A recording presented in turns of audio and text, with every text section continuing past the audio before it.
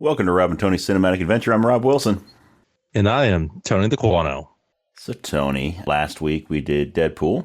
This week we are continuing with the Deadpool trilogy. And we're going to be talking about some Deadpool 2. Deadpool 2. Now, there are... Yes, that is in this movie. So, there are three different versions of this movie. There's the theatrical version. There's the super duper cut, which has a few little snippets added into it, or rather that weren't cut from it to create the theatrical version. And then there's also the Once Upon a Deadpool version, the PG-13 version of this movie.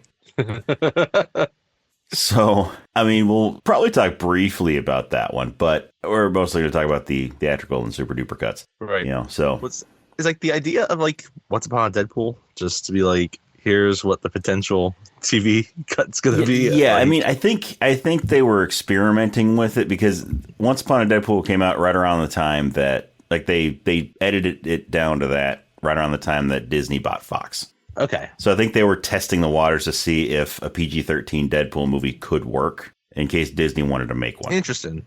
Yes. And then, as we all know, sense. Disney went and made Deadpool and Wolverine, and that's very much not PG-13. I mean, it does kind of lean into the aesthetic of the trilogy, to be honest, just to kind of be very self-aware of what's happening. Yeah.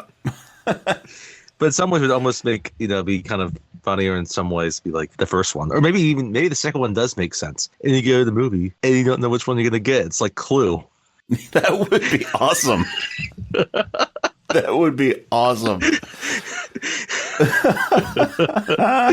You take a little 6-year-old Johnny there, and all you get's a bunch of motherfuckers. That would be awesome. See, I never saw Clue in the theater. Yeah, I never saw Clue in the theater. I only saw it on video when they added all the different endings in. Yes. So you watch it, and you just see all the endings just back to back. Right. But, yeah, I remember hearing about the way that it was in the theater, where every viewing it could have been a different ending. You didn't know which one you were getting till you saw it. And like, maybe you don't know about that, right? And then you like that. You like Clue so much. You want to you saw love it again. Tim Curry. Yeah. And you bring your friend over, your spouse, whatever, or your children. Like, you got to see this movie. It's funny. Yeah. And then you get the different version. And then you're just really confused. But then after you get that different version, you realize that not only do you love Tim Curry, but you also love Martin Mull. Yes. Clue's a great movie. Then you see it again, and you get a different ending, and you realize you love Michael McKean.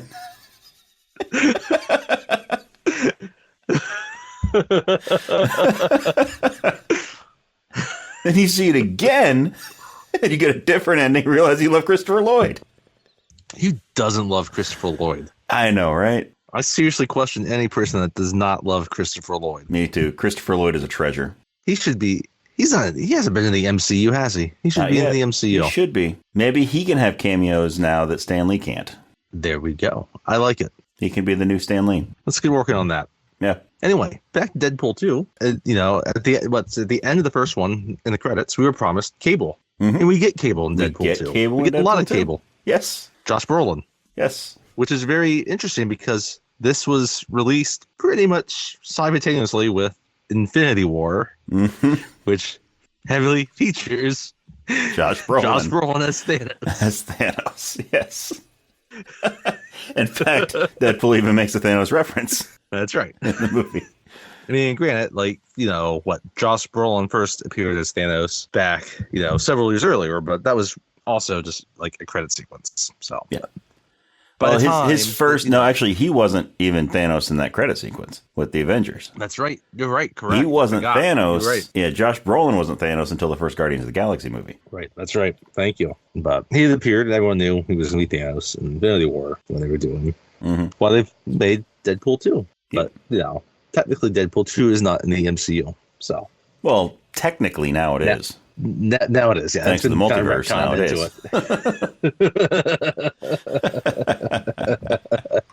At the time. But I think Infinity War came out in April, and it was like maybe 3 weeks later when Deadpool 2 came out in May. Yep. So, playing the time-traveling mutant Cable, the son of Cyclops and Jean Grey. Yep. So if you're not fully up to date on all your X-Men mythos, so to speak. So yeah. But a lot of our characters come back in this movie. I like that. It's the appropriate sequel that way. I mean, it builds on them, right? Dopinder's back and Vanessa's back, right? Yeah. And Dopinder's more than just a cab driver in this one. That's right. He's also training to be an assassin.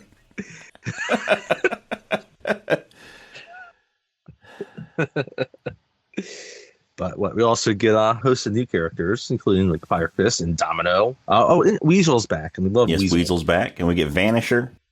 Vanisher is the best addition to this movie. Yes.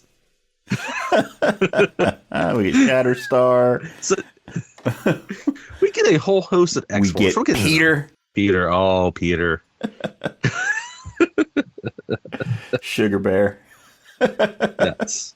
We also get Eddie Marson, as one of our villains in this, right? Mm-hmm. Great English actor. So yeah, but it's a bigger is better type of movie, right? It's the appropriate sequel. Unlike the rest of, I guess you can say, some of the MCU, like, it just throws a bunch of people at you, and we named a lot of them. Oh, it also has Terry Crews, but it does. Yeah, he plays Bedlam. Yeah, we won't mention who plays Vanisher yet, but no, I guess we could. You know what?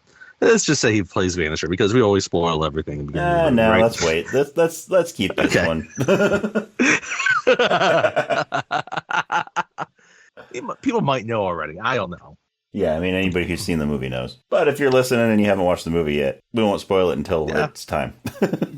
Gotta listen to the whole thing. Which I guess we just gotta get the spoiler warning out of the way. We will be discussing this movie, beginning, middle, and end. So if you don't want to be spoiled, turn off the podcast, go watch Deadpool 2, and then you can come back and listen to us on any major podcast network. Otherwise, you can continue listening, and you can find out who Vanisher is before you even see the movie. Yep. Yeah, so, I mean, there's not a whole lot. There's a few minutes added to it for the super duper cut. It's mostly, a lot of it's like alternate takes or, alternate angles. Maybe the camera sticks on it a little bit longer or, just a few just added jokes here and there. Yeah, it's not like, it's not credited as like a director's cut, so to speak, or extended cut even, right? Where like sometimes you get things that are kind of cut for pacing reasons sometimes, and they put them back in, right? Or like the extended editions of Lord of the Rings where like, there's a lot of fan service stuff. Where it's almost an entirely new movie. You get in there, right? Or other kind of some unrated cuts where it's just like, we're going to give you more nudity. A lot more language, right? It's not quite like that. Like you said, like Deadpool, this was my first time watching Deadpool 2. So it's the cut that I watch. I can't really compare the two all that well. And as we talk in the pre-show, I kind of wish I would have watched the movie again in the last couple of days because there's so much that happened in it. And I wanted to take it back in. And I even considered starting Deadpool and Wolverine since we'll be doing that next week. But I decided, you know what? Like, I'm going to just think it's too confusing probably. So I held off. Yeah. So I still haven't seen Deadpool and Wolverine as we record this. So, Wade now, he's successfully got his revenge, as we saw at the end of the first movie. Yes, with Francis, a.k.a. Ajax. And at this point now, he's just going around the world fighting organized crime. Yep. And it's a great... And he's, he's back with Vanessa also. Yes. He was able to win her back. By the way, I like that each of the movies is a different director. Yeah, me too. David Leitch, he directs Deadpool 2. He is, at that time, he was most famous for John Wick. Mm-hmm. So... And this movie has a lot of, similarities to John Wick. Yes, exactly. And so I think he's a very appropriate person for this movie, right? And it's funny because John Wick was kind of funny in a dry sort of way, but it's a very different tone of a movie. Yeah. Definitely. But there's also revenge. There is a lot of revenge. Yes, there is. There is a lot of revenge.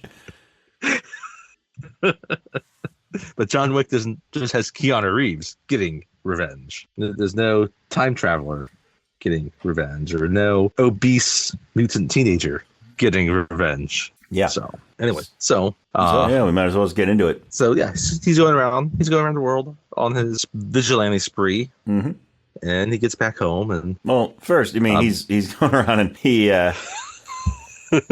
he starts off. He goes into basically a bar full of Yakuza. Yeah. And so here's one of the differences between the theatrical cut and the super duper cut, right? So I guess they're not Yakuza, they're Chinese gangsters. But yeah, so he goes in there with a bar full of Chinese gangsters, and in the theatrical cut, he just starts counting them in Spanish. Yeah, that's right.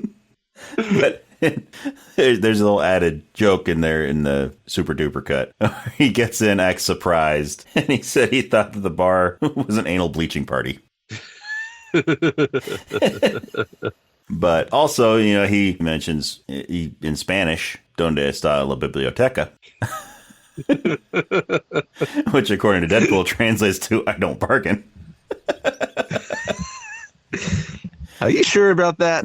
And the great thing about the one of the great things about the Super Duper cut here is that's about the only, so in the theatrical cut, that's about the only time he ever says that in the movie. Yes. Right. In the Super Duper cut, he says it like 2 or 3 more times throughout the movie. Right. And the first time that he says it, he says "Donde está la biblioteca?" And the subtitle that pops up says "Where's the library?" Right. And then after that happens, then he says, which translates to "I don't bargain." Every time he says it for the rest of the movie, the subtitle says "I don't bargain." I like it. Biblioteca. There's an interesting word also. Mm-hmm. Right? It's like discotheque. Yeah. Biblioteca. That's such a better way of saying library. Yep. I don't know. Yeah, so he takes out everybody in the bar, and then it's a montage of him going and killing people. Right. And it's just like this is actually a flashback. What we're doing, where the movie actually started, was he was walking around his kitchen, correct, turning on like the gas stove and turning, all this and talking about that's right, Logan. Yes, that's right. Talking about the ending of Logan. Thank you. Yes. Which, spoiler alert for Logan, because it mentions it in the beginning of this movie. He's upset that Wolverine had to go and one-up him and die at the end of his movie. So he's this is important for the rest of this movie, for the end of this movie. Yes. Very important for the end of this movie. But yes. Not just Logan dying, but Deadpool being upset that he got one-upped. Yeah. So Deadpool is determined to die in this movie to try to one-up Wolverine. So he's walking around the kitchen, turning on the gas and all this, and he's got a bunch of drums of some sort of flammable liquid. It's just so easy to get. Yep. I guess not that. Yep. It's a comic book movie, whatever. And he lays down on top of it. He's wearing his Crocs. Lays down on top of the. How Crocs have endured. Yeah. Like, I would have thought Crocs would have gone out of style like 20 years ago. Oh, they did. But they're still not in style, but people still wear them. I mean, Deadpool, he wears it ironically. I get that. And he wears them with socks. But, so he lays down on top of the drums and, lights a cigarette, flicks it up, and it falls into one of them and explodes. And pieces of him go flying everywhere. Then it goes into the flashback of him going through his montage of killing a bunch of people. Everyone. Yeah, which another difference in... Well, not quite everyone. Yeah, not quite everyone. But but I love it because during this whole montage, we got 9 to 5 playing. Yes. Dolly Parton. 9 to 5 is playing. So far, my favorite thing so I have seen the opening sequence of Deadpool Wolverine.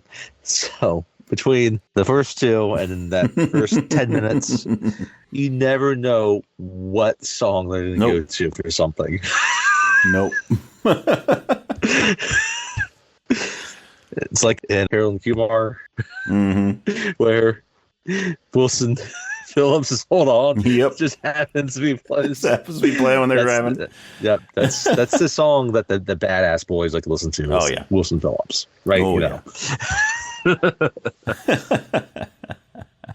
But I mean, Dolly Parton, come on. Like, who doesn't like Dolly Parton? Yes, he's going around just killing a bunch of people while Dolly Parton's playing. And killing a bunch of people. There is a sequence in this montage. There's a slightly extended part of it where it's a different song playing. Like 9 to 5 stops for a minute, and there's a scene in the bathhouse where it's just an extended bathhouse sequence in the Super Duper cut. That's just, he's killing a few more people in a little bit more gorier ways, chopping their arms off and whatnot, and just a little bit. It's a bathhouse. Shouldn't Deadpool be like completely naked for this scene? I think there's enough completely naked dudes in that bathhouse that they don't need another one. But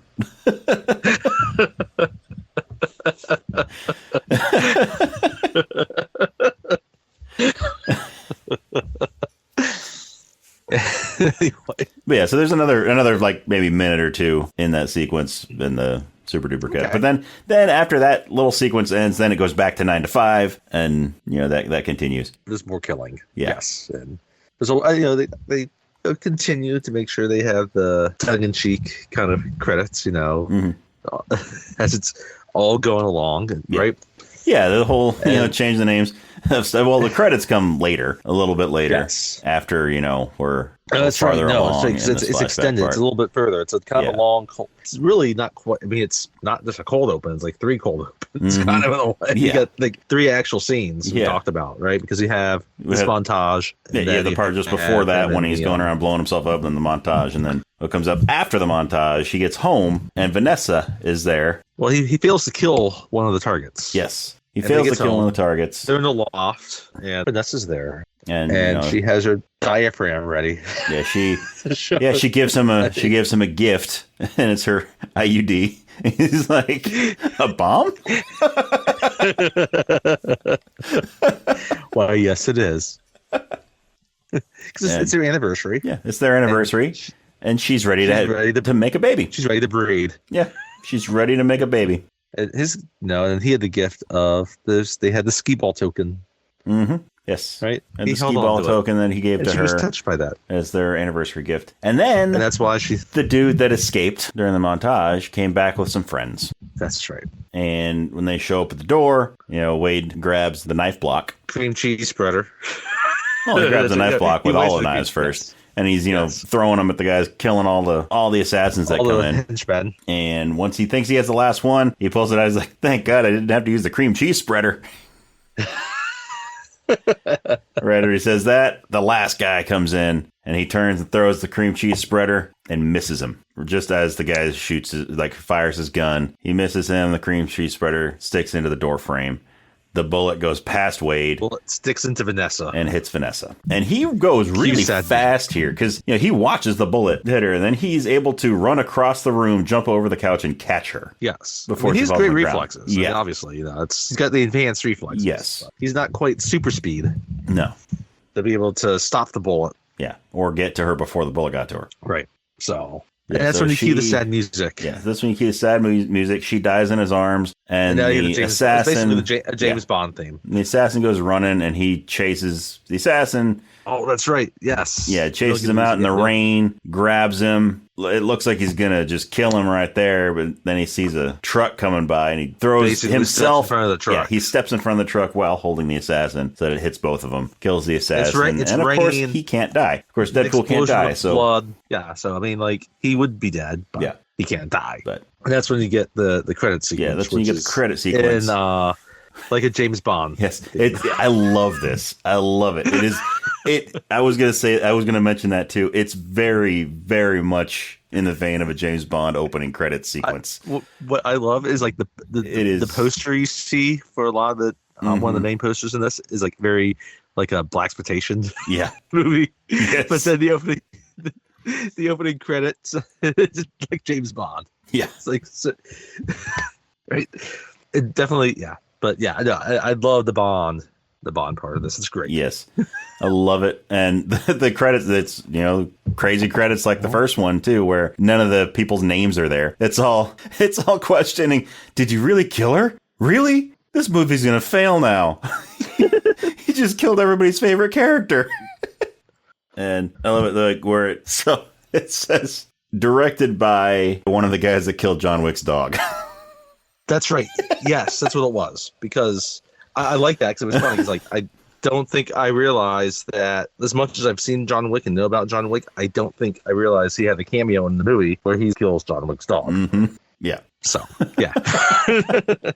Or maybe they just mean... But it also just, that reference just adds to the whole rest of the credit sequence, because it's all complaining about killing everybody's favorite character, and it's like, it's no different than killing John Wick's dog. John Wick's dog is one of everyone's favorite characters. Mm-hmm. It's a dog. You kill a dog just because. For no good reason. I mean, granted, it starts, it kicks off an amazing film series. Yeah.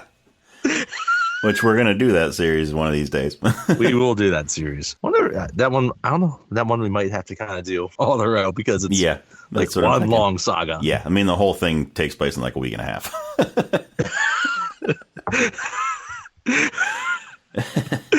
He kills everyone. Everybody. Oh, he's back. The boogeyman is back. Yeah. Anyway. Baba Yaga.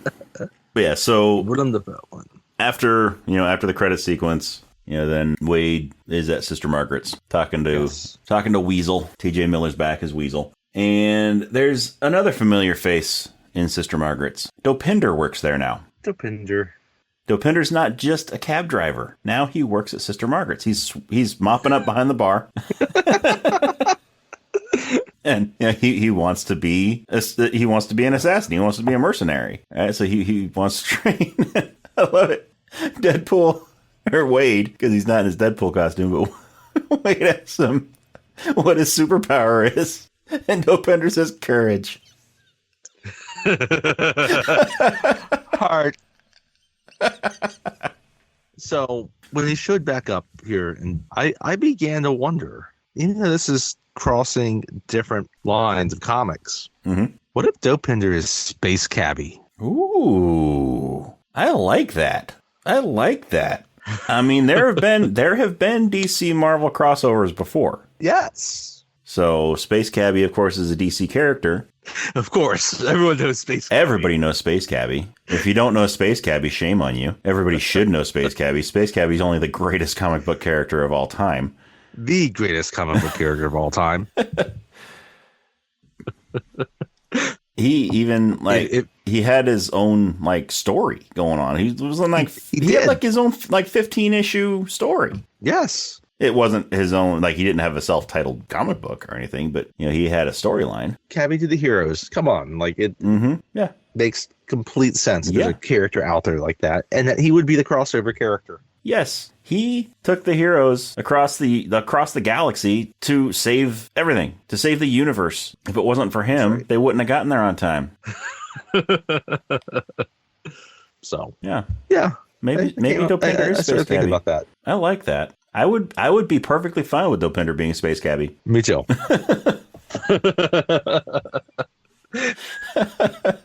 Anyhow, so what happens at that point? So at that point, they're talking. We find out that Dopinder's superpower is courage,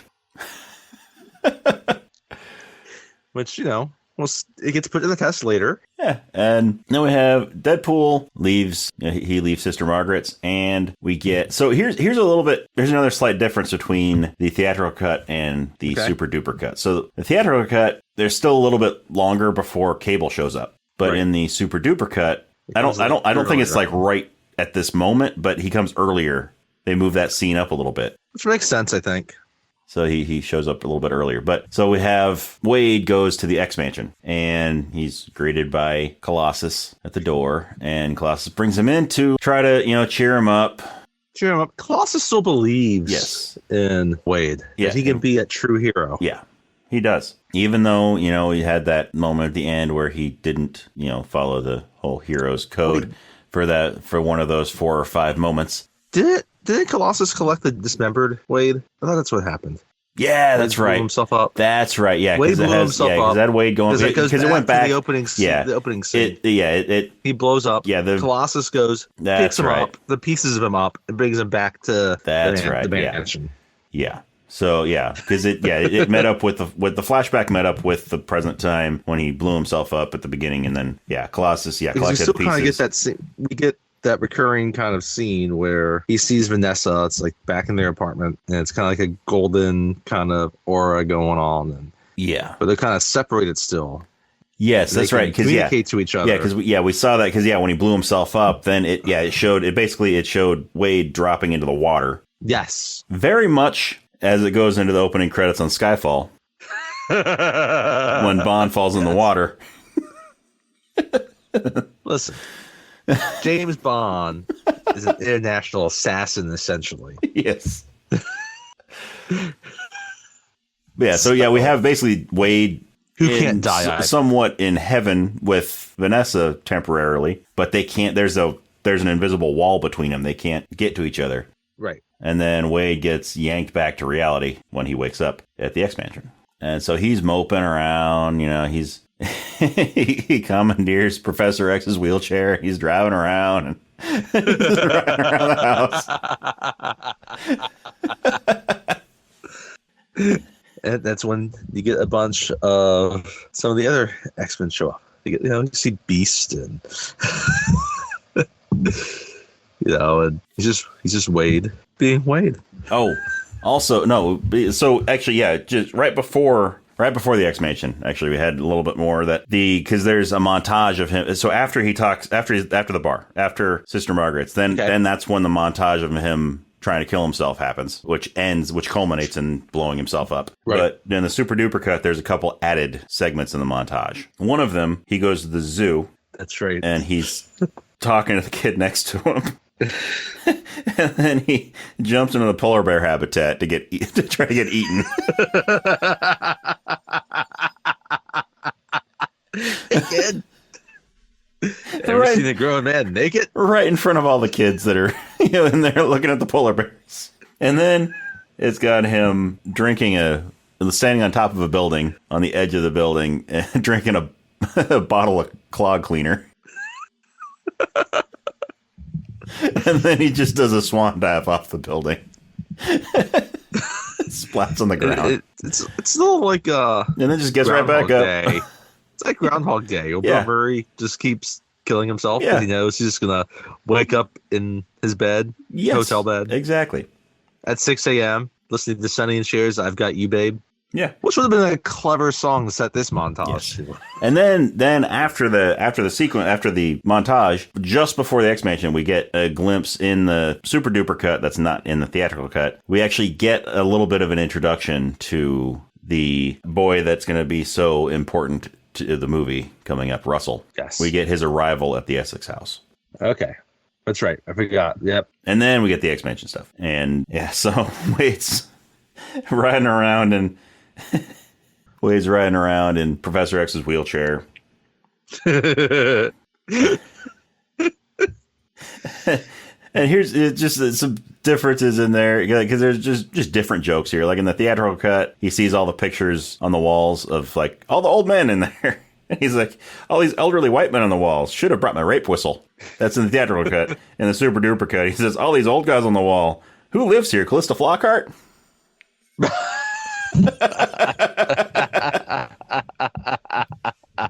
I love how both the movies so far are not afraid to take dated jokes and just bring them back. Yeah. That would go completely over a lot of people's heads. Yeah. And I mean, he's going by a little bust that's on a little pedestal and he bumps it and it falls over and shatters on the ground, on the floor. And it's like, that was already broken when it fell over. It's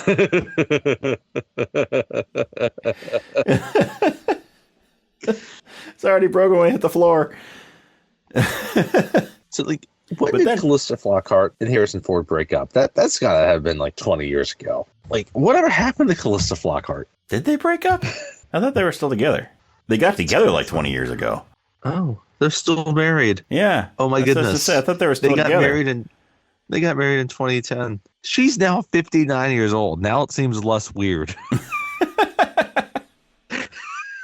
I mean, he's still 80. He's 82 now. So Wade is complaining again about there's this big mansion, but there's only 2 X-Men in it. He's like, why can't we even just get one of the regular X-Men? While going by an open door where you see all of the X-Men in there. Yeah, I love that part. All the X-Men. The Beast just casually closes the door. Yeah. Because it's an important meeting, and they can't have Deadpool in for that, right? Because he's not an X-Men yet. He's not a serious X-Men. Nope. He's not. But it's funny because, like, you're thinking, like, oh, yeah, why can't we have actual X-Men? And in some ways, that's kind of how you by that point, you kind of feel like, oh, yeah, we need another true X-Men movie again. Where we just have Wolverine and Cyclops and Storm and Gambit, everyone's favorite. Because by this point, X-Men Apocalypse had come out, and that was X-Men Apocalypse a disappointment. And so, actually, I enjoyed X-Men Apocalypse for the most part. Dark Phoenix was a disappointment. That was another one, yeah. Speaking of which, the reason why that whole little cameo was able to happen is because they were filming Dark Phoenix at the same time nearby. And so they just called everybody over one day. Like, this would be funny if we just put them all in the scene. So that's why they were all like in costume and everything, because they were in the process of filming Dark Phoenix. There you go. They just decided to do a cameo. That's right, because Quicksilver was in Dark Phoenix. He was in that scene too. Mm-hmm. Yeah. Yeah, so I love it. The same Quicksilver as the MCU Quicksilver. But I think it's great because he's talking about how the other X-Men don't show up, then they're in the room right behind him. And Beast just really quietly, just gently closes the door. That's my favorite part. Just you don't need to know information. He does not need to know. Yep. Check out our episode on The Rock. So after that, after this is when in the Super Duper cut we have the arrival of Cable. Yes. It happens a little bit later in the movie, in the theatrical cut, but so we have this, kind of similar to Terminator with the orb that they travel through time in. Yes. Cable appears, and there's these two hillbillies, these two rednecks, just kind of sitting in the back of a pickup truck talking about toilet paper. It's at nighttime. Talk about toilet paper. They're played by Matt Damon and Alan Tudyk. Matt Damon. Matt Damon. I love Alan Tudyk that's in this. Like, just random, two random kind of people to put together. And so Matt Damon is explaining to Alan Tudyk the importance of using baby wipes when you're wiping yourself after taking a dump. Hey, he should get a bidet. A bidet eliminates all of that. Yes. But yes, he's like, Alan Tudyk's not believing him. He's like, nah, toilet paper's enough. But he's like, it's a little bit longer conversation between the two of them in the Super Duper cut. So I'm not sure what is added. It's been a while since I've seen the actual theatrical cut. So I'm not sure how the conversation exactly goes in there. But he's like, imagine, God forbid, you got shit all over your face. I don't want that for you, and I know you don't want that for you. So, yeah, God forbid that happens. But if it were to happen, if you were just to take some toilet paper and wipe it on your face, do you think that would get you clean? No, it wouldn't. You would want more. He brings up a very valid point. So that's why you take the toilet paper, and, when you're wiping, you get the bulk of it out of the toilet paper, and then you come in with a Huggies baby wipe. It's soft, it's wet, and you get in there and you clean it with that. And then maybe get one more piece of toilet paper, put it up there just to dry up that excess moisture. Only Matt Damon could really pull that off, I think, too. It's so perfect. I love this the last 10 years of Matt Damon. Where you you don't know what type of little mini role or cameo he's going to take or what actual role he's going to take. Yep. Same with Brad Pitt. Yes, same with Brad Pitt. But, so it's actually an interesting point. I wonder if he just kind of discovered this because he's kind of a redneck. What if he went to a truck stop one day and he just had a really bad case of the shits? Yeah. And there was very little toilet paper there, but his wife was just out there with the baby, changing the baby's diaper, and the baby had a bunch of baby wipes. Yeah. So he got some wipes because that's what was available to him, and he realized that would end up being this superior way of cleaning his butt. Yeah, maybe that could very well be the case. All right. So Cable shows up. They're confused to see him because he's interrupting their conversation about poo. Cable is also confused because they're talking about poo. And not the bear. Those Charmin commercials are kind of frightening, by the way. Yes, they are. I love Charmin, but those commercials are frightening. Mm-hmm. Yeah. Yeah, so he shows up. He tells them he needs their truck. Also, very reminiscent of Terminator. Mm-hmm. Also, by the way, check out our Terminator podcast. Yes, check out the Terminator episode. There will be a T2 episode one day. There will be. Maybe for summer blockbusters next summer. Maybe. Anyway. But yeah, so, of course, Matt Damon doesn't want to give him his truck. So he shoots him. But we don't know if he actually kills him or what, because he hits him with something and he goes flying back. But that's the last we see of either Matt Damon or Alan Tudyk. So it could go either way. Yeah, so Cable steals the truck, drives off, and goes and collects some stuff from various stores. You know, guns and a guitar and all the stuff that he then uses all these pieces to build himself like a futuristic gun. A really cool futuristic gun. Really cool futuristic gun. This is also kind of like Terminator. Yeah. He goes to a gun shop and collects what he needs. Yeah. He goes to a phone booth, rips out a page of all the Sarah Connors. Yep. And arrives at one of the Sarah Connors' houses and then blows her head off. Sarah Connor. Yes.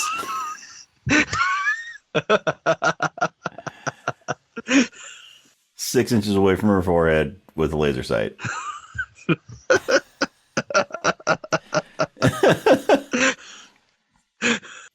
Yeah, then it cuts back to the X-Mansion. And we have Wade doing better, trying to be, you know, or at least trying to act productive with them. And we're introduced to...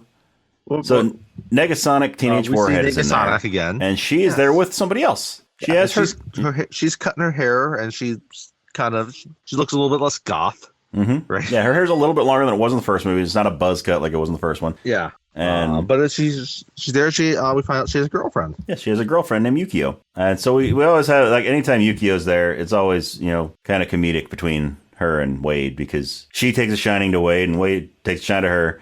And it's always like, hi, Yukio. It's like, hi, Wade. Sexual tension. Yeah. Yeah, they're always saying hi to each other. Who plays Yukio, by the way? Yukio is played by Shirley Kutsuna. And that's right, because I remember this. She was actually in James Mangold's The Wolverine. Yes, she was. Well, the character Yukio was. That's right. Yeah, the character Yukio was a different actress. But the character Yukio was. But she's the actress been in. Not a whole lot that would be known to American audiences, I guess. But Japanese movies. Strangely enough, she was born in Australia, though. Huh, interesting. Yes, but she's fluent in both English and Japanese. Yeah. So this all takes place. The two of them are it's like you said, it's funny. So every time they say hi. Yeah, it's funny. They don't have a whole lot of other actual like dialogue between the two of each other. It's always They're just like, hello. Hi, Wade. Hi, Yukio.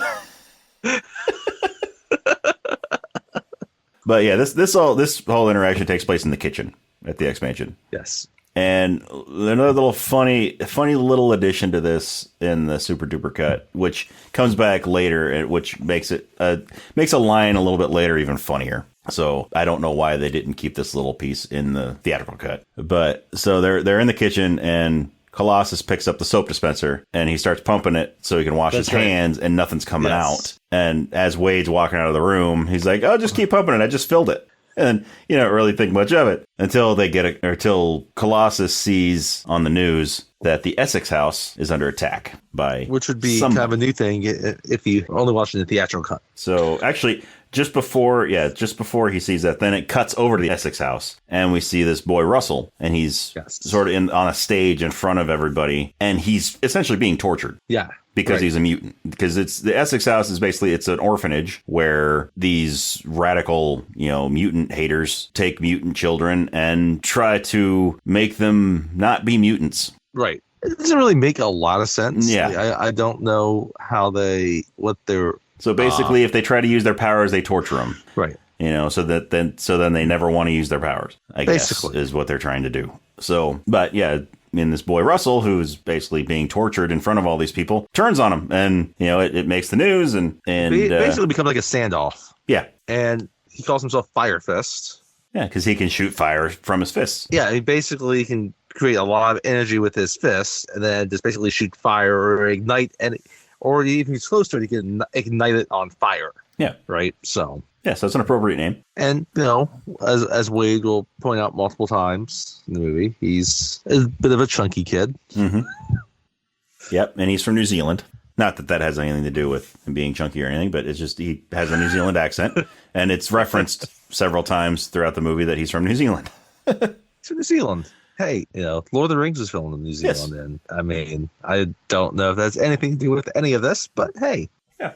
So Colossus decides that this is going to be the perfect opportunity to bring Deadpool along so that Wade can learn how to be an X-Man. So they put a X-Men trainee jersey on him. He's given rules too. Yes, he's given rules. No killing. Oh man, your standard superhero stuff.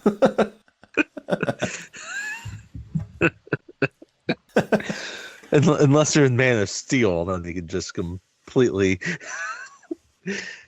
Anyway. But yeah, so they show up there, and one of the attendants at the Essex house looks. I mean, he's absolutely a pedophile from the looks of him. You think? And Deadpool goes up and talks to him a little bit, and keeps on calling him the wrong name. That's right. He tells him his name, but he keeps on calling him the wrong one every time he addresses him. And they're telling him that the kid is burning everything and needs to be stopped. And so Colossus goes up to try to stop the kid, and Russell, Fire Fist, throws fire at him, knocks him back. And Negasonic goes up, same thing happens. She gets knocked back. So Deadpool decides he's going to try. And he's like, so Fire Fist, is it just in your fist, or does it go all the way up to the elbow? Like, is it an entire sleeve? Right? And then he gets hit with a fireball, knocked up into the window, up like the second story window. Yeah, no, it's of the apartment building next door, and there's a kid eating Wheaties. Russell ate his Wheaties. And so Deadpool gets up, brushes himself off, grabs the kid's Wheaties box, and signs it. He's like, here you go, I'm an X-Man. and the whole joke here is like every time he says that he's an X-Man, then somebody says trainee. That's yes. Right? So the kid says trainee, and he as if the kid knows, gives the kid his cereal box back, and then it shows what he wrote on there, and the cereal box has Hugh Jackman on the front. It's got Hugh Jackman on it. Deadpool signed Ryan Reynolds. Yes. And so, keep it light. Yeah. But just adding to the whole, Hugh Jackman references in the Deadpool movies. I wonder if that's going to mean anything for the next Deadpool. I wonder. So then Deadpool decides he's going to do a superhero landing. So he jumps out of the window, does a superhero landing, and then he starts like screaming in pain because he just landed on his knee, and how impractical it is to do a superhero landing because it just destroys your knees. It's a terrific point. It is. Like, we haven't done the movie, but like the Incredibles kind of gets into some of the impracticalities of some of these superhero things, like capes. Yep. Right. And these landings, like, it probably would hurt still. Oh yeah. Like, Grant, for Deadpool, like he can, sure, it hurts momentarily until he heals. Pretty much quicker than other heroes, but still. Yeah. Like Cyclops couldn't do that. Yeah. So Cyclops couldn't do that. Wolverine could, but Professor X couldn't. Anyway, so Jean Grey would just like lower herself down telekinetically. And she could land in the superhero landing, light as a feather. Yeah. Exaggerate the landing a little bit, throw your hands up in the air. Yeah.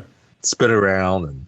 But yeah, so Deadpool decides he's going to take Fire Fist out from a distance and throws one of his katanas at him. And the pommel of it hits him in the forehead and knocks him down. So he gets up there and puts a collar on him that neutralizes mutant abilities. It's a restraining collar. Yeah. So the restraining collar was given to him by the police that showed up. Yes. And so he's getting the kid ready to go, and sees the marks on his neck from where he was being shocked. And he realizes he's been abused. Yes, and realizes he's been abused. And now he's pissed. And when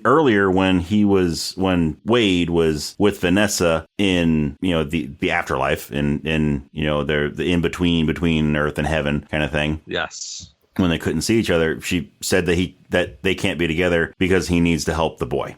Right. And so now he's getting an idea of what boy she's talking about. Russell. So he before. So this is where the little kitchen scene comes in earlier. Yes.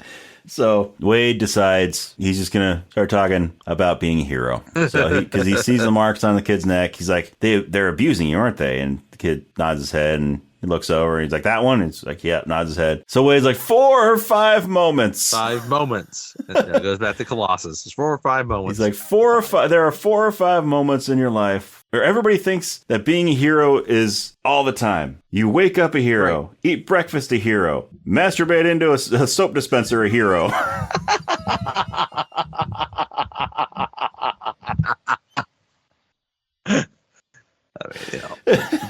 Or ejaculate into a soap dispenser a hero. And then still, Colossus kind of looks at his hands. And he gets this disgusting look on his face. Like, the movie just switches sometimes so quickly between these things. It's mostly humorous and satirical, and then you get these occasional moments of being like serious. Yeah, and then they just takes a throw a joke in there. It does a complete 180 for just a few seconds before it gets back to it, because then he's like, but no, there are 4 or 5 moments when you have to do what no one else will do. And he pulls one of his guns out and shoots the pedophile-looking guy in the right between the eyes. And now he's screwed too because he just murdered somebody. Yeah. For good reason. Yeah. I mean, who could blame him? Yeah. I don't blame him. So, yeah. So he the cops run over, put a collar on him, and take both him and Russell, Fire Fist, to the Supermax mutant prison. Called the Icebox. Yes, the Icebox. Because it's, basically like in some winter landscape, essentially. Yeah. But yeah, it's a Supermax prison exclusively for mutants. And so everybody's wearing these collars, so nobody has any abilities. So since Deadpool is wearing the collar, he doesn't have his healing factor. So his cancer is running amok in his body. Yeah. So, Russell seems to be real excited to be in prison. Like he's enamored with Deadpool. He wants them to be best friends and partners and all this. Yeah. And we find out soon after they get there that he has an ass pen. that he's turning into a shiv. He's hidden it in his prison wallet.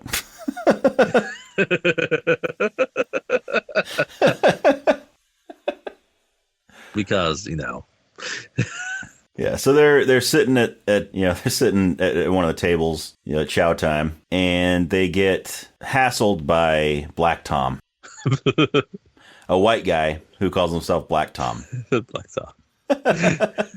Our Doug is a white.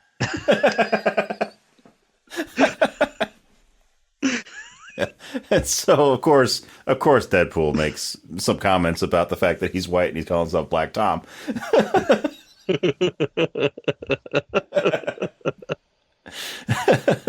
But so then, Russell decides he's going to get brave, and he's like, "You find the biggest guy, and you take him out." Right. But he gets punched. He gets knocked out right there before he can finish his sentence. And Wade, of course, is he's wants to stay out of it. He just wants to be in peace, not be hassled by anybody. He just wants to let the cancer kill him. Mm-hmm. He just wants to let the cancer kill him because then he can be with Vanessa again. Yep. He thinks he's saved the boy. Yeah. Or helped the boy, I should say. Help the boy. And now he can just let the cancer kill him. Yeah. But he just kind of brushes off Russell during all this. Yeah. Because Russell is still wanting to be connected with him. Yeah. Friends with him. But he, completely blows Russell off and basically yells at him, telling him that they're not friends and they never will be friends, and, upsets the kid. I mean, granted, he's a teenager and he's an adult. Mm-hmm. Yelling at him. Yeah. Yeah. Which he had plenty of that. Yes. Essex. At the Essex house. But this is also when Cable shows up. Yes. Shows up with his futuristic gun that he built. A really cool gun, by the way. Really cool gun. Like, it's got a dial that, amplifies the power from it and all that. It's awesome. But they did a great job of realizing Cable. yes, they did. And Josh Brolin's and Josh Brolin did an amazing job as Cable. Like they kind of wrote him just kind of as is, and Josh Brolin just adds everything else that's needed. Mm-hmm. Yeah. So Josh Brolin's a terrific actor. Yeah. So Deadpool thinks that Cable is trying to kill him because he keeps on shooting at him and he keeps on attacking him. But what he doesn't realize he's just trying to get through Deadpool so he can get to Russell. Yes. Because his real target is Fire Fist. And so during the fight, Deadpool gets knocked off of a catwalk and lands on the edge of one of the tables. Breaks his back, and he would be dead if it weren't for the fact that his collar fell off when he hit the table. So convenient. So convenient. So we need a third Deadpool movie. Yes. So since his collar fell off, he's got his healing factor again. He heals and he fights Cable some more, because now he realizes that Cable's trying to kill Russell. If Cable was more the character to be a wisecracking, futuristic mutant, then they could have just said like, "Oh yeah, no, Deadpool really is dead," and now Cable takes over the series. And the third movie is Cable and Wolverine. Yeah, but that's not what this is, and that's okay. So they're fighting, and they end up blowing a wall in the side of the prison, in the side of the icebox, and get launched through it, and end up sliding down the mountain that's there. Sliding down the snow. Meanwhile, Russell is the riot gets quelled, and Russell goes to find the biggest prisoner. To find the biggest guy there, and he's been referenced slightly before this. Yes, a little before this, because there is a solitary confinement area where this guy is, and he's well known. Yes. And so Russell goes, finds him, gives him his food, and then tosses a little pudding cup in there to try to make friends with the guy. I love how they give him a little pudding cup. Mm-hmm. Yeah. You need the pudding cup. That's going to satisfy his hunger. Yes. He needs the pudding cup. Yeah, so we don't know who this biggest guy is yet. We don't. So now that Wade is out of prison and Cable is at large, then we get... So here's what I don't get. So next we have Cable, who has kidnapped Weasel and tied him up. Yes. To get information. Weasel gives everything. Yeah, he gives him everything. All the info, because Weasel's a coward. But then... He's not Dopinder. But then he doesn't have courage. In the very... Yes, he doesn't have courage. Like Dopinder. But yeah, so then I guess Cable just lets him go, because in the very next scene, Weasel is with Deadpool, untied, perfectly alive, no scratches, nothing. So, he even just volunteers like, yeah, I told him everything. Mm-hmm. Yeah. So after Weasel tells Cable everything, then he's perfectly fine and back with Deadpool, and they're putting a team together because they need to keep the series going for the 10 to 12 years. They need to keep the series going for the 10 to 12 years. So I love the tryouts for this. It's hilarious. Yes. So we have they're sitting. It's basically they're sitting in an office and they're bringing people in one at a time and they're interviewing them, and they have headshots and all this. So the first one to come in is Bedlam, played by Terry Crews. Right, played by Terry Crews. They come in, they tell him what their superpower is, and then Deadpool and Weasel decide if they're going to be on the team or not. All right. So Bedlam's power is he can distort electric fields, including the one in your head, in your brain. So then Deadpool comments that, "Oh, so you're like Dave Matthews." So they put Bedlam on the team. The next one that comes in is Zeitgeist. Zeitgeist. So Deadpool makes a comment. So, so you have your finger on the pulse of the world? He's like, "No, I can spit acidic vomit." Because of course, that just happens to be a superhero. Yes. It's vomit. And Zeitgeist is played by Bill Skarsgård. And then we have the Vanisher, who there's nobody standing there. We don't see him. And they're kind of looking around, like, he's not here, is he? But is he? Yeah, because when they're introduced Vanisher, then Deadpool's like, oh, I get it, Vanisher, you're invisible. And then they don't hear anything, they don't see anything, so he and Weasel are like, he's not here, is he? He's like, yeah, I don't think he is.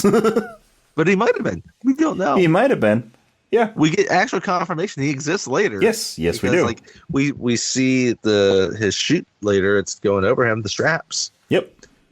It doesn't just fall, right? It's being supported anyway. So then we get Rusty, aka Shatterstar. Yes. He is an alien from Mojo World, and his superpower is that he's better than everyone at everything. Anything you can do, he can do better. Anything you can do, I can do better. And then we get Domino, played by Zazie Beetz. And her superpower is that she is lucky. She's lucky. Yeah, she's lucky. That's all it is. Just she has great luck. What an actual good superpower to have. Yes. And, Deadpool, he doesn't believe that luck can be a superpower. So he's always teasing her about her superpower of luck. But then after Domino, we get Peter. Peter. Everyone loves Peter. Yes. Yeah. Peter, played by Rob Delaney. Responding to the ad. Yeah. Peter, played by Rob Delaney. He's just responding to the ad. He has no superpowers. He's just a regular human guy. He has no superpowers, but he does reveal in the interview that he has all the diabetes.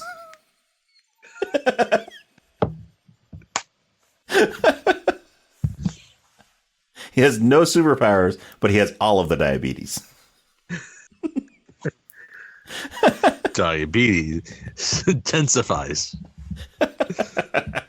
He and Wilford Brimley would be best friends. Who is going to do those commercials now that Wilford Brimley has died? Peter.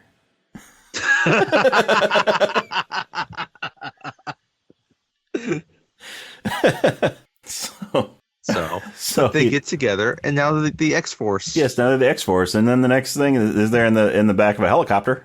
Yeah, they're inside a helicopter, and they all have parachutes. The plan is to attack the prison truck. Yeah, so there's a prison convoy. Yeah, there's a prison convoy that's transporting the prisoners from the icebox, which includes Russell to a new site. Yes. So that's their plan. Yeah, they're on the helicopter. Deadpool is trying. He knows that he has to protect Russell now, so he knows Cable's going to go after him. Yeah, because we find out that Peter eventually, he's going to kill the headmaster, and that at that point he's sorry. Yeah, so we find out Peter's not a murderer. Sorry, no, but Russell's going to kill the headmaster. And we find that out. We find that out in a little bit after this whole convoy sequence. But yeah, so they're in a helicopter, and everybody's got parachutes, and Deadpool, including Vanisher. Yeah, including Vanisher. This is our first glimpse at Vanisher. We only know he's there because we see a parachute floating around, like it's floating in the air. So someone's obviously wearing it. But so Deadpool is standing up there, talking about how he was an X-Men. He was one of the X-Men. Trainee. Yeah, and then Domino's like, trainee. And so he's like, but X-Men is it's a very patriarchal name. We're more than just men here. So I'm calling this team X-Force.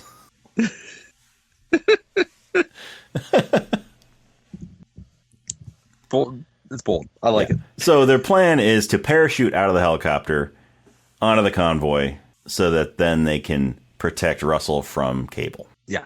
And, there are wind warnings out there, and people are commenting on that it's really windy and they shouldn't be parachuting in this wind. Peter in particular, who has he's never... the one that he's using his brain. Yes. He's recognizing the wind. Yeah, it's really windy. But I love it. They're sitting in there, and he's putting sunscreen all over his face. Yeah, if only that. He's like, nothing kills anybody more than melanoma.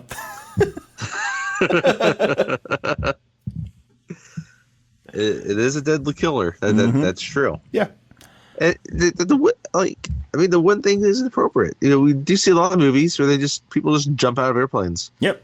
But they never take wind currents into No, account. they don't. But the proper jump master takes wind currents into account. Yes.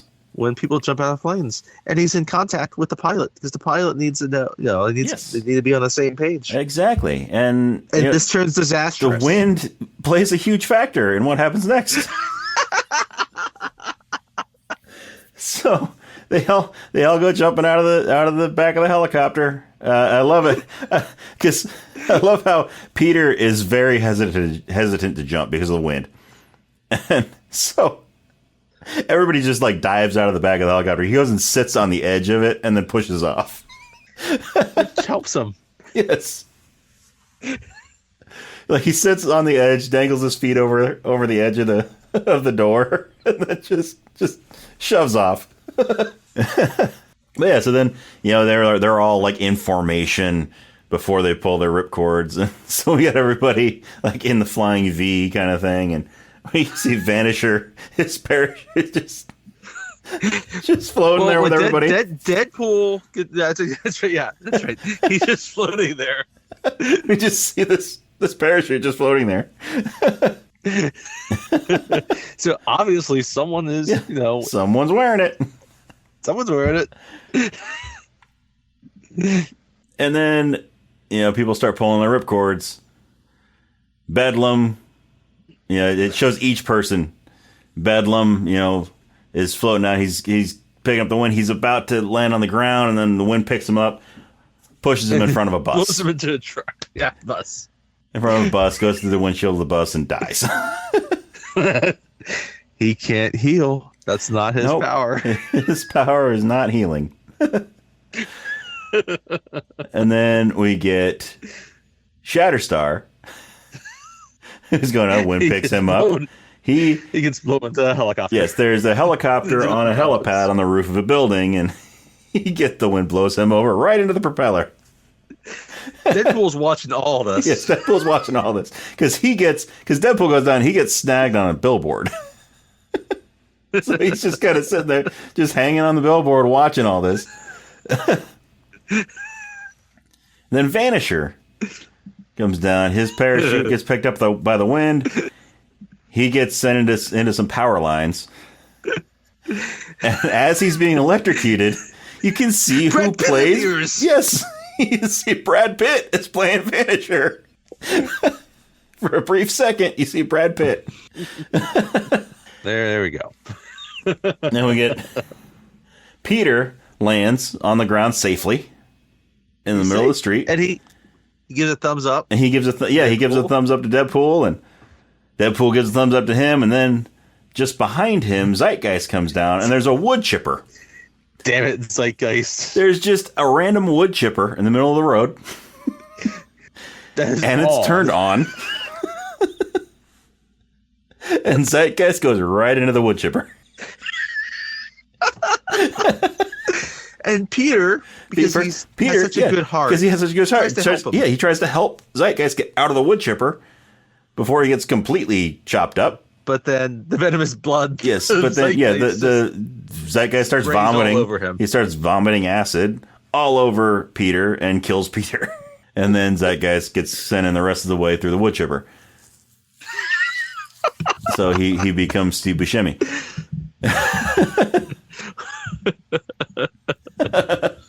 We will do Fargo. Yes, one day we will do Fargo. So then all that's left is Domino. And Domino, remember, she's lucky. She's lucky. And she's using the wind currents to her advantage. All right, so the wind's taking her right where she needs it to. An interesting thing. So this movie came out after it was after Stan Lee had died, wasn't it? Yes. Yeah. Mm-hmm. So he does have a cameo in this, though. Because remember in the first movie he was the DJ at the strip club. DJ at the strip club. In this one, there's a mural of Stan Lee painted on the side of the building that Domino soars past when she's parachuting. It's kind of a nice homage or ode to them, right? Yeah, not just some. It's a like an appropriate type of cameo. Anyway. Yes. Yeah. So she ends up getting like landing on top of one of the trucks in the convoy. Yeah. Like she gets right there because she's lucky. She is lucky. And so she jumps in, takes control of the truck, kicks the driver out, and it's the truck that Russell's in. And so Deadpool gets down off of the billboard, and as everybody's coming around to look at what happened with Peter and Zeitgeist, this girl rides up on a red Vespa. As soon as she gets off of it to go see what's happening at the wood chipper, then Deadpool commandeers the Vespa. He hops on and just rides away. Yep. It's like when Marty gets the girl's hoverboard. Yep. Back to the Future Part 2. Yep. Yep. And then anyway. so he's trying to catch up with the convoy. Meanwhile, Vespa. Cable has made it to the convoy.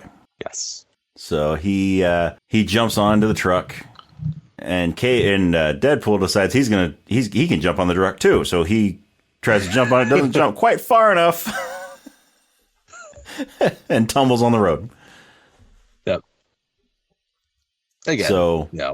That's so nothing for him. Domino is fighting Cable, and Cable gets the best of her. He doesn't kill her, but he gets her out of the way. And then his goal is Russell. Yeah, his goal is Russell. That's who he's trying to get revenge on. Yes. So when Deadpool gets to the truck, he gets on it, and some of the prisoners getting released, and Black Tom is one of them. Comes out, tries to step up on Cable, and Cable shoots him. And then Deadpool gets upset. He's like, "You killed Black Tom, you racist son of a bitch."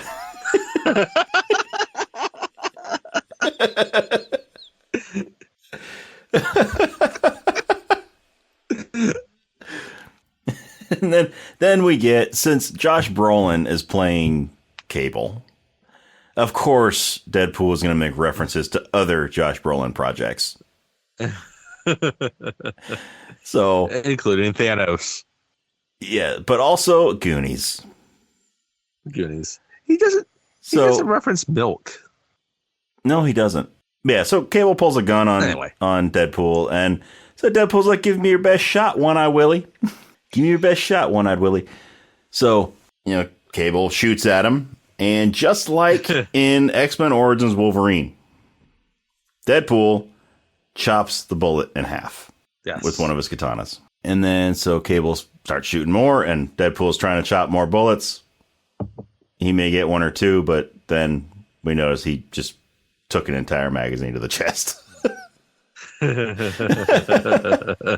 And so then we find out who Russell's new best friend is. So Russell decides there's a separate kind of like truck within this envoy, because this other character is so large. He's not just in the back with with the prisoners together. Mm-hmm. So basically, basically the convoy then crashes. So it's they're not driving anymore. No. And crashes. So Russell goes and releases his new best friend, the Juggernaut. It's Juggernaut. So of course, Vinnie Jones. So of course, Deadpool is real excited to be meeting the Juggernaut, because he loves Juggernaut. Yeah, I love it. I love this. He's like, "I'm a big fan. I'm a big fan." Oh, and Juggernaut just starts like marching toward him. He's like, "Oh, I've always wanted you to to just march at me in anger, so where I could see my reflection in your helmet, but not right now." And it's appropriate too, because like Ryan Reynolds does the voice for Juggernaut. Ryan Reynolds does the voice for Juggernaut.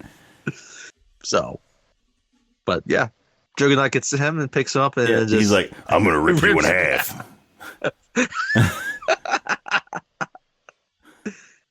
So yeah, he picks him up, rips him in half.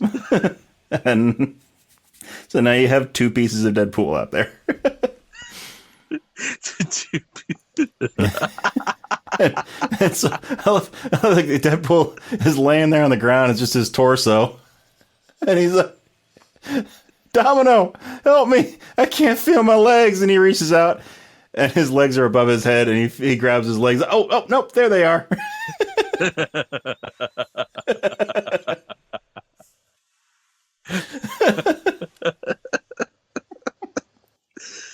It just I'm gonna take it ripped in half, but she can't. Then he's like, quick, use my arms like backpack straps. Carry me like Yoda. That's right. So the next shot we see Domino running around with a weight on her back like a backpack. Yoda Deadpool. So next shot we have the next scene is back in Wade's apartment. Blind Owl's there. Blind Owl is there. Yeah, they're sitting on the couch next to each other. And Wade, another Goonies reference, is wearing Chunk's Hawaiian shirt. That's right. From Goonies. And Weasel comes in along with Domino and Colossus and Negasonic and Yukio. Hi, Yukio. Hi, Wade. Hi, Yukio. And we notice that Wade has little baby legs. He's not wearing any pants. According to Weasel, he's just shirt cocking it. Yep. And yeah, so but he's got little baby legs. It just looks ridiculous. He's got a full-grown man torso and just little baby legs. Yeah, they gotta regenerate somehow. Yep. Regrow somehow. Yep, just however it works, because there was two parts to him. Yeah, just like in the first movie, after he cut his hand off, and it started growing back, and it started out as a baby hand. So, what did the other half of the other half of his? I don't know. See, that's what I always wondered. Like, does he also grow? Like, yeah, are there two Deadpools out there? So it's like a clone. Earlier, when he blew himself up, does like each section grow a new Deadpool, or does it have to be whatever part has his head?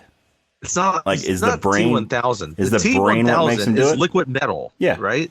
So the T1000 just reabsorbs himself back together. Yeah. Yeah.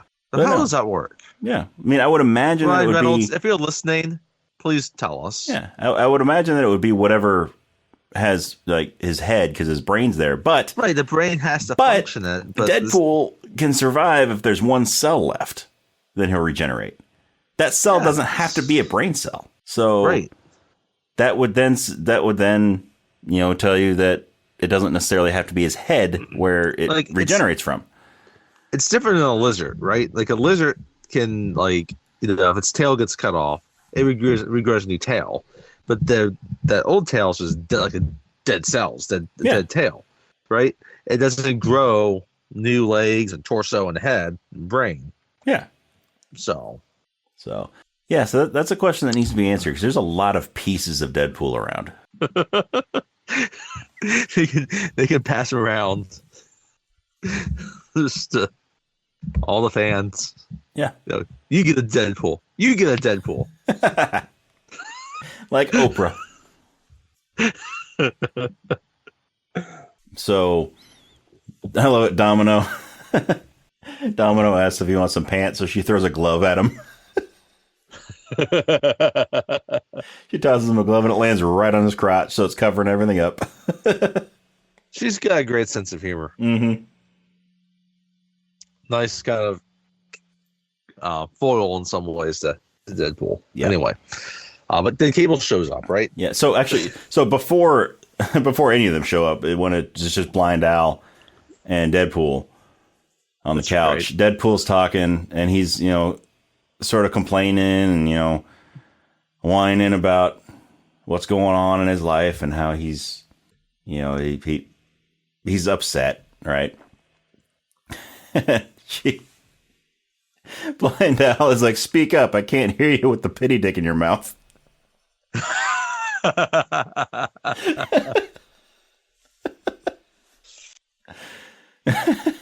And then everybody shows up. And then Cable shows up. And he kind of gives the backstory of what happens with Russell. Then he gives the backstory. And after he kills the headmaster, then he gets a taste for killing. He just loses it. Yeah. And it sets off a chain of events where he will kill Cable's family. Yes, his wife and daughter. So now Cable is coming back to kill Russell. So that will never happen. Yeah. But there's a catch on this. So he has time traveling disc. And he has a little time travel watch that he only has so many charges in it. He has enough to get him back to the past, to the present, to Deadpool's present, and then one more to get him home. To get him the home. And so this will be important. Yes, this will be very important. So Deadpool works out a deal with him because he's trying to plead for Russell's life, basically. Yes, he thinks he can save him. He thinks he can save him. He thinks he can convince him not to kill the headmaster, and then none of this will ever happen to Cable's family. So after he killed the headmaster, he got a taste for killing, and chain of events happened, which then eventually led to Fire Fist murdering Cable's wife and daughter. Right. And he has, a watch that has basically, time travel watch, has like two charges. One that he uses to travel back in time. Yep. To kill Russell. And then one that will allow him to travel back to his time. Yeah. After things have course corrected, so to speak. And by the way, I was mistaken. At this point, Colossus and Negasonic. Wait, are they? They are in the apartment. That's right, because they decide they're not going to go with them. Yeah. Yes.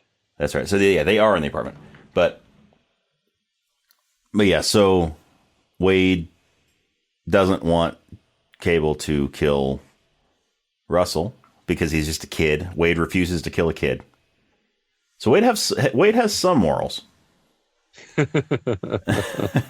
Right. So, well, no, he did kill the pedophile. He did. So he did. That's pedophilia. Big no. Yes, big no. So yeah, so he refuses to kill a kid.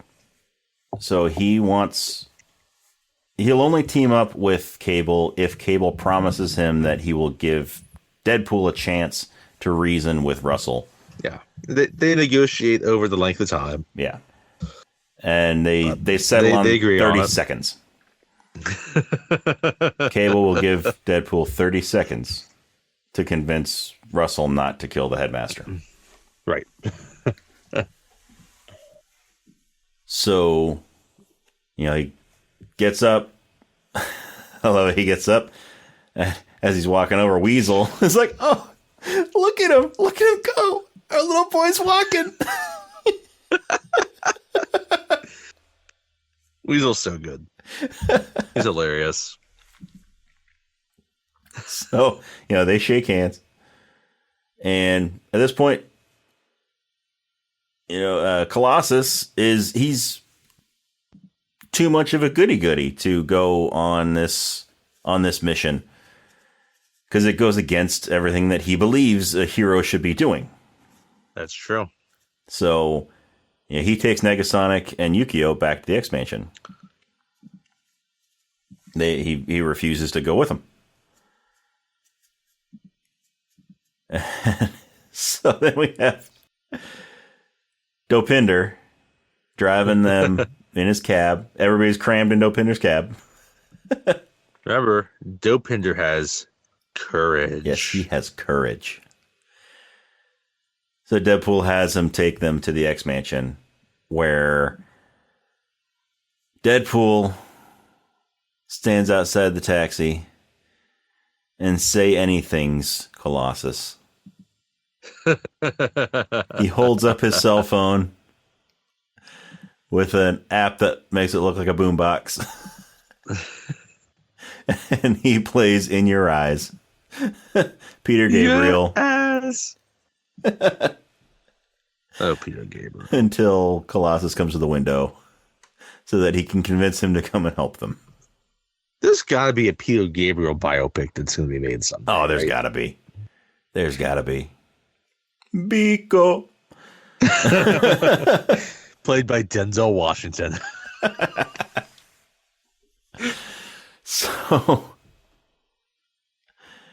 they convince the 3 X-Men that are there to come and help them.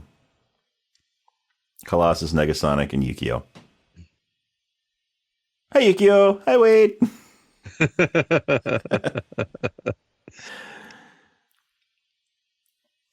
And so they get to the Essex house, and just as Fire Fist and Juggernaut are getting there, and they're going to go and fight them, or try to convince Russell to not kill the headmaster, to stand down, and try to keep Juggernaut from getting in the way. So Deadpool jumps up onto Juggernaut's shoulders, and he's trying to pry off his helmet with his swords. Meanwhile, he's trying to use the Hulk lullaby from Age of Ultron. He gets there, he's like, the sun's getting real low. Then he gets thrown off of his shoulders. And Juggernaut basically, overpowers the rest of the X-Men crew. Because now it's the X-Men, it's not X-Force anymore. Yeah. Unless Dopender's part of the X-Force. Well, Dopender falls back. Yes. He gets up there. Yeah, he realizes that he doesn't actually have his courage isn't quite what he thought it was. So he hangs back in the cab. But one thing we forgot to mention earlier on the train, or on the truck. Then was it on the truck or was it in the prison? I think it was in the prison. Yeah, during their fight in the icebox. Mm-hmm. Cable takes the skee ball token. From Wade. No, this is very important. Yeah. Yes, he takes the skee ball token from Wade back in the prison. Yeah. And pisses Wade off because that's all he has to remember Vanessa by. Right. And, at this point, it's probably good that Cable is thinking about that. Cable knows what it's like to lose a loved one. Mm-hmm. Yeah, so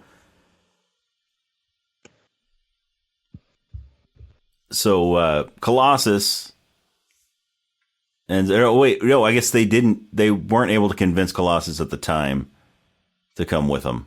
Because Colossus then just shows up. Yes. Yeah, Colossus and Negasonic and Yukio all just show up there because Colossus got to thinking after Wade say anything to him.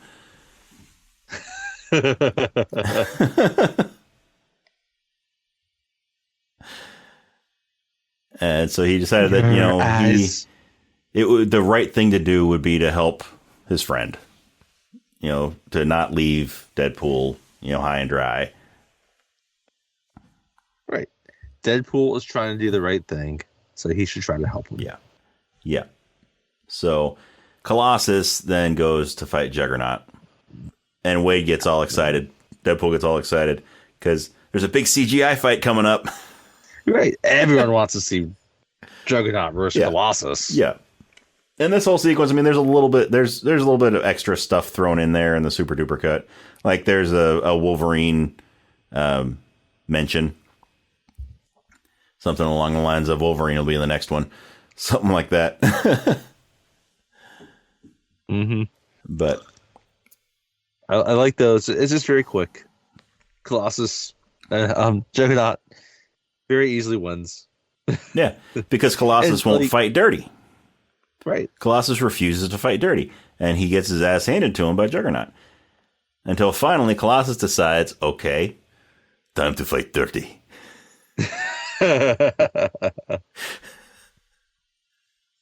So he fights dirty. Very dirty. It's dirty. He fights dirty. Juggernaut should have used some baby wipes. Yes, he should have.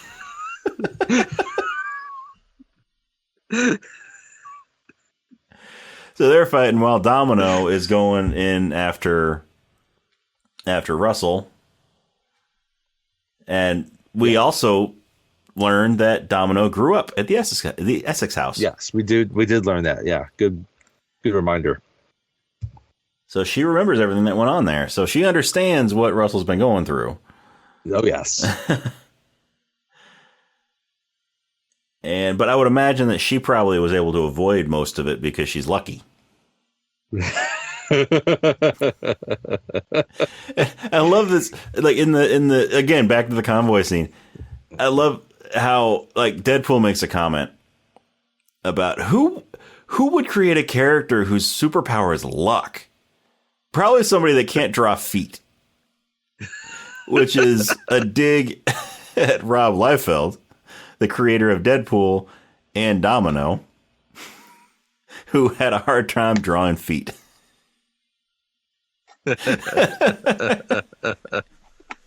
And wouldn't you know it? Even Deadpool gets little feet later. Yep. Yep. Oh, and there's a great reference to the whole foot thing in Deadpool and Wolverine also, but I'm not. That's all I'm going to say about that. You'll see what it is. Who can draw feet? Who's that? Quentin Tarantino. Yes, he can. He loves feet. Feet are Quentin Tarantino's favorite thing in the whole world. That and the N-word. That too. Anyhow, we love you, Tarantino. Yes, we do. You make great movies. I'd love to sit down and have a beer with you someday and just talk movies with you. I would love to have a beer. And I would keep it simple. I would do like a banquet or a high life or a red stripe. I would have a red stripe. Yes. Hooray, beer. Whatever happened to that dude? I don't know. I want to know. I miss those commercials. Hooray, beer. Hooray, beer.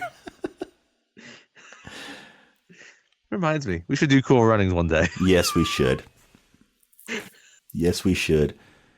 And Dr. No. Marathon. We should do Dr. No someday, too. There's Red Stripe in that movie, too. There is Red Stripe in Dr. No.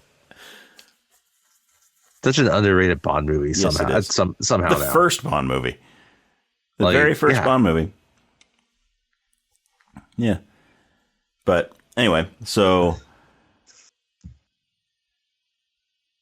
then you get like throughout this fight montage, there's you get the different fights going on. Right. And now like you get like Domino, she's up there, she's like in the school, like kind of like in the auditorium, and the anger within Russell is so strong now that it almost seems like he's just gonna burn down the entire school. Well, he's starting with all the kids in it. Yeah, he's starting to light things on fire. Yeah, like his anger is taking so much that he's not even thinking straight anymore. Yeah. So then Domino decides she's gonna try to save the kids. Yes. So she goes into the room where all the kids are, and she's like, "I need a bus." And right then is when, during the Juggernaut and Colossus fight, one of them picks up a bus and throws it at the other one, and it ends up crashing through the wall right by Domino. Yeah. And then they can get into the little emergency exit in the back, and they file in. Yeah, so she puts all the kids in the bus and drives out of there. So then Colossus and Juggernaut are still fighting, and they've knocked down some power lines. Yep. We did get another real quick, when the way we found out that Colossus showed up is because when Wade got thrown off of Juggernaut's shoulders, he landed on a piece of the little fencing around the garden. That's right. And it got stuck in his head, just like the knife in the first movie. Mm-hmm. And so then we get Peter Gabriel playing again. as Colossus comes walking to him and picks him up. So we get the whole little he looks up at Colossus. Deadpool being all lovey-dovey with Colossus, and Ryan Reynolds, man. Until Colossus pulls the pole out of his head.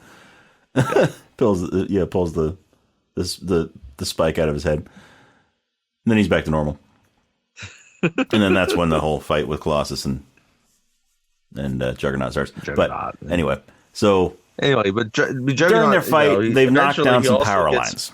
The best Negasonic, and then so Yukio doesn't do a whole lot in this fight. No, she doesn't, because she kind of gets knocked out too, and it eventually just becomes down between like Wade and not even they did get Juggernaut by shoving a power line. So the power lines, some of the power lines get knocked down while they're fighting, and this is where Colossus is fighting really dirty.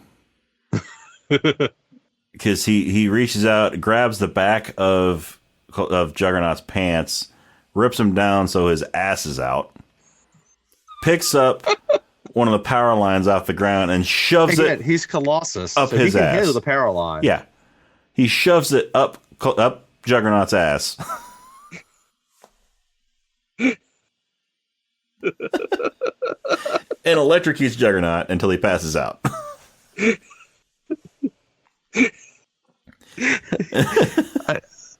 So I've watched that scene 2 times. I had to go back and watch it again. Yeah. When I first saw it, I was like, okay, I'm rewinding this scene. Did he really just shove a power line up his ass?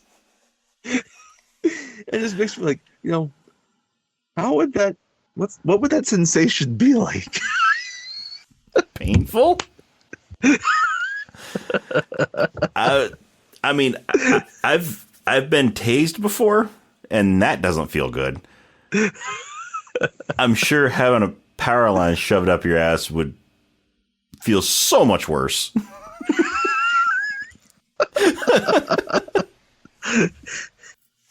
He didn't even lube him up.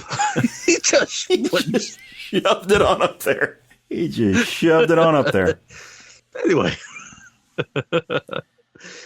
Yeah, that's one way of having a colonoscopy. Yes, it is. So at this point now, it's basically Russell now is he's set. The headmaster's out there, and it's Deadpool, Russell, and the headmaster. Or Fire Fist, Deadpool, and the headmaster. Yeah. Right, and Cable's going to give him his time. Yep, Cable's going to give him his 30 seconds. And it doesn't work. And it doesn't work. Yep, it doesn't work. So then Deadpool decides he needs to get the collar.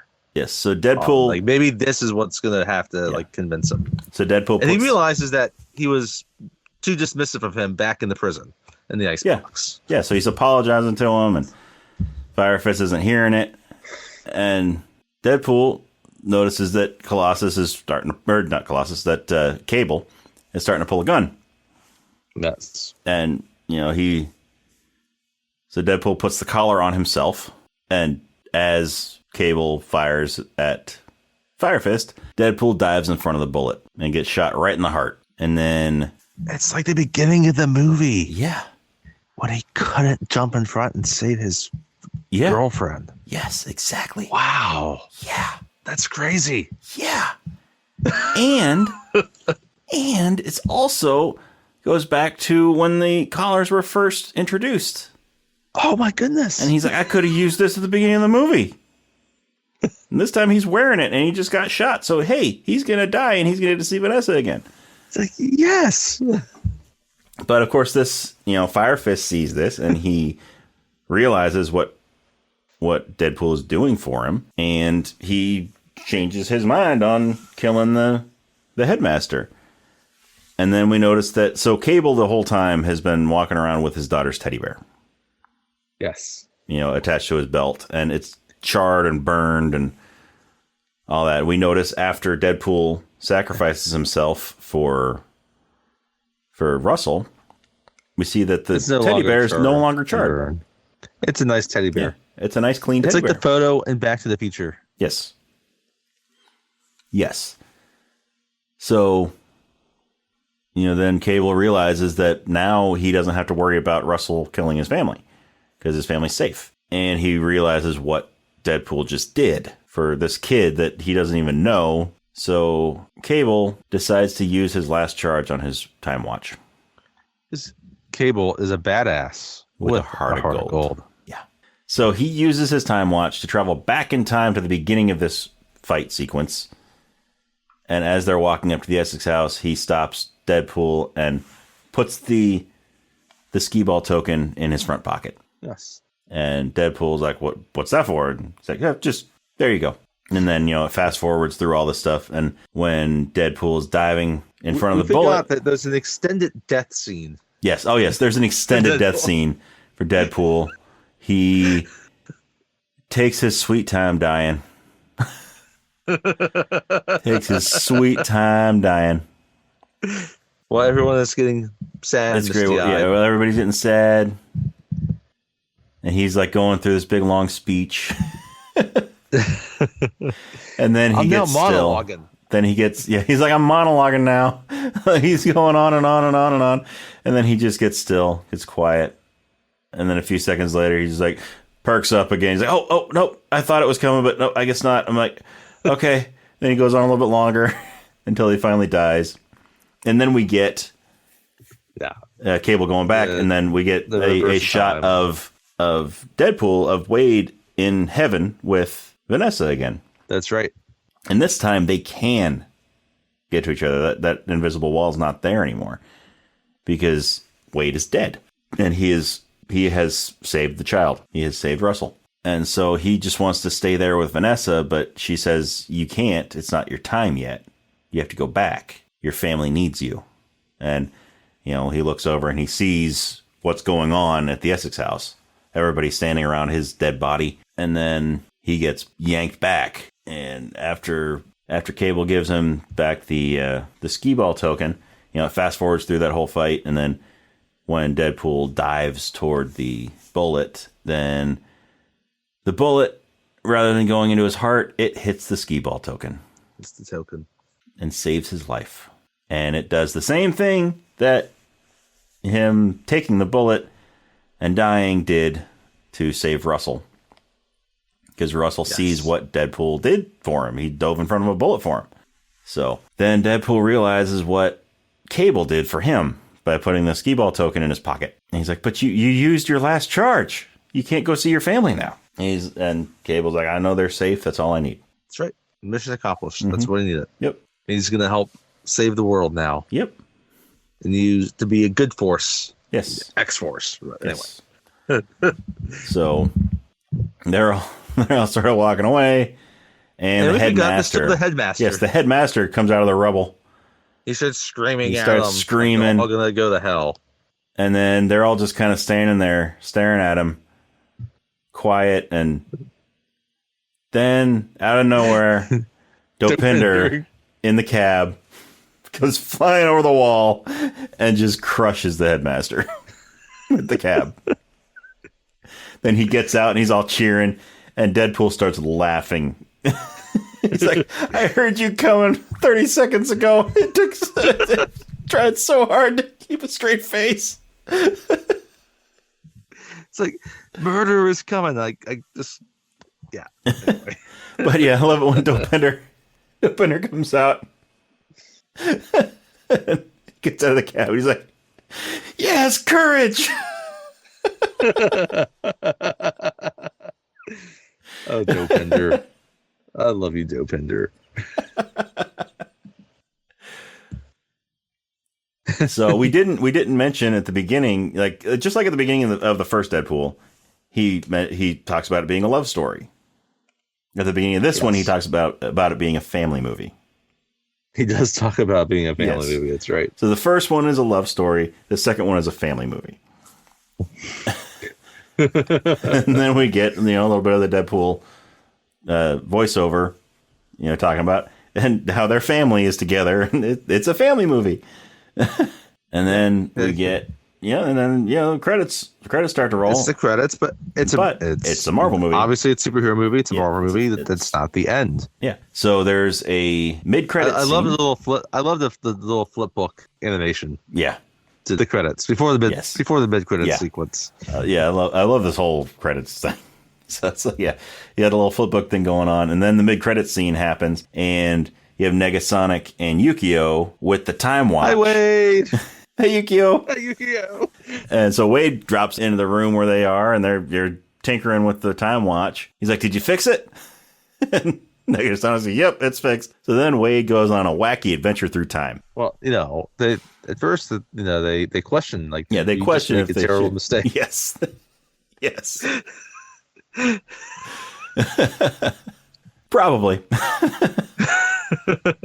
So Wade goes through a wacky adventure. He goes through a wacky adventure through time. Now, what I love here is the super duper cut has some extra things in this montage. But basically, he goes through. It shows that like all of his X-Force members and Vanessa and all that who died. He goes back and saves them. So he's able to actually hit the guy with the cream cheese spreader this time before he can shoot Vanessa. So she's safe. And then he goes through and saves each of the members of. Or when he's on the billboard, and Zeitgeist comes in, or when Peter lands, Peter comes in, and he's Peter walk away. Yeah, he just tells Peter, "Go home, walk away.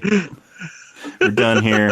Thank you for your service." Yeah, thank you for your service. Go home." And so Peter does. So Peter's safe. We don't see him save anybody else. Although we do know, I'm not going to really spoil much here, but there is a later time when we found out that at least one of them was saved. But yeah. At this point, saving Peter is the one that makes sense. Yes, saving Peter is the one that makes sense. Who doesn't love Peter? We love Peter. Yeah, Peter's great. Peter's awesome. Anyway. So then in the super duper cut, there's a little scene where he goes to a nursery. There's a nursery, a bunch of babies in cribs. It looks like it's probably the 40s or the 20s, the 18s, 20s, somewhere in there. It'd be like the teens. Probably around the turn of the around the turn 20th century. Or turn of the century kind of thing, 20th century. Kind of got the sepia tone going on. Yeah. So reflect that's in the past. Nurse is walking through the nursery. She leaves, and then from another door, Deadpool comes walking in. He walks up to one of the cribs. He's like, "Oh, look at you! You're so cute. How could you ever be so evil? What? You're so adorable." And then the camera pans down, and it says "A Hitler" on the crib, and then it cuts to the rest of the credits. No. So it goes. Then we got Deadpool like he's kind of bringing his hands in like he's gonna choke the baby. He's like, "Okay, maximum effort." And he's reaching down, and then the credits continue. And then at the very end of the credits, we have one final credit scene, and it's back in the nursery, and Deadpool picks up the baby. He's like, "Oh, you're so cute. Oh, wait, that's why you're so angry. Nobody's ever changed you. You got a poopy diaper."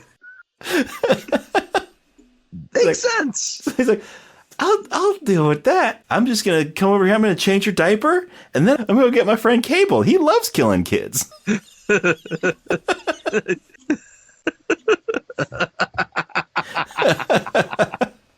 And then, that scene ends. And we have the end of the credits. Well, we also forgot where he travels and meets his... Oh, yes. Yes. Yeah, during the montage in the mid-credits, before the whole Hitler scene, before the baby Hitler scene, then he travels to the end of X-Men Origins Wolverine, where that version of Deadpool shows up and reveals itself to Wolverine. And Hugh Jackman is thoroughly confused. Yes, Hugh Jackman is thoroughly confused because he's like, "Wade?" And then we see a gun pop up and shoot that Deadpool in the head. And then this Deadpool comes in. This is where that Wolverine reference was, by the way. It wasn't in the fight earlier, but they add a little bit to this segment where Deadpool's like, "No, it's okay. I'm just cleaning up the universe, cleaning up the multiverse." He's like, "Don't worry, I'll see you later. I'll see you next time." He does. And he does. Then it shows Ryan Reynolds reading the script for Green Lantern. And then he gets a headshot. Deadpool shows up behind him, shoots him in the head. And then he's like, "You're welcome, Canada." Thanks a lot, Bin Laden. Then you get the baby Hitler stuff. And that's the movie. Yeah. They tease a lot of Wolverine, obviously, for the next movie. Yes, they tease Wolverine for the next movie. Which we'll cover.